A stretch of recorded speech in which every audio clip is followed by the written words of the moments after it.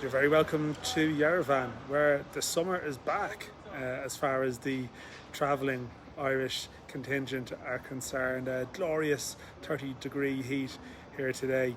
The Irish players doing their warm-up in the shade.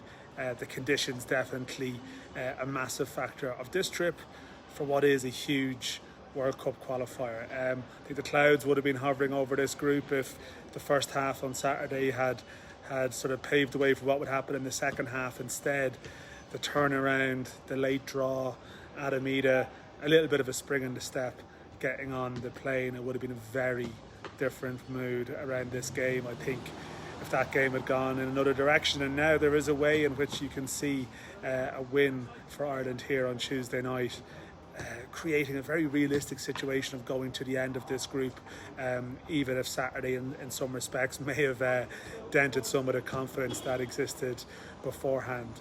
This game, in a way, it does feel like it's Ireland playing it in their own heads, and maybe when Heimir talks about psychological issues, I mean, that has been a factor which he feels needs to be addressed in this group, and that maybe some of the failings on Saturday are as much to do with that as maybe technical ability or collective ability levels. But there is a huge mental test here, because Armenia are not a particularly strong side. Ireland have lost here before, though, as we know, as recently as 2022. But Armenia conceded 5 goals at the weekend at home to Portugal. There's not a big buzz or vibe around this game. The Ireland team over my shoulder is training in the academy facility here, which is a sort of a modest enough venue, but I mean, it's possible that might be big enough to accommodate the local demand. I don't think they're expecting a massive home crowd, so it's very much about Ireland. There is a reasonable travelling support, there's reasonable expectation. This is pressure. It's not as simple a game. International football is thinking, well, 11 v 11, the best players win. I think, unfortunately, the recent history of this Irish side, we can see that sometimes they raise their levels against the stronger teams and let them drop for tests like this one. So it is a huge game. Heimir this morning, maybe at his press conference, not maybe happy with one or two of the questions. He was asked a bit about Matt Doherty and Nathan Collins, two left-sided players, two naturally right-sided players, being involved and starting on the left side of his defence. Here's what he said about that.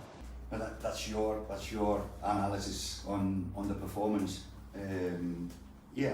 So they're not. Well, Nathan plays on the left side a lot. Doc has played on the left side or left fullback as well.